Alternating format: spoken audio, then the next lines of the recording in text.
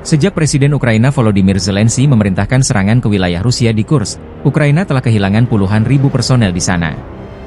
Dalam 24 jam terakhir, pesawat tempur Rusia menyerang konsentrasi pasukan Ukraina dan perangkat keras militer di dekat 18 lokasi di wilayah perbatasan Kursk dan 14 pemukiman di wilayah Sumy, Ukraina.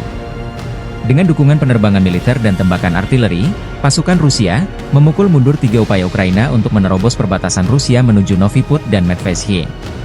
Musuh telah menderita sekitar 20 korban, kehilangan sebuah kendaraan tempur infanteri, sebuah pengangkut personel lapis baja, 2 kendaraan tempur lapis baja, sebuah kendaraan pembersih ranjau, sebuah kendaraan pemulihan lapis baja, dan 2 kendaraan bermotor.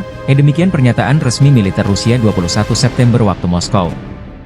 Secara total, pasukan Ukraina telah kehilangan sebanyak 15.650 tentara, 124 tank, dan 121 senjata artileri sejak pertempuran dimulai di wilayah Kursk, kata kementerian tersebut.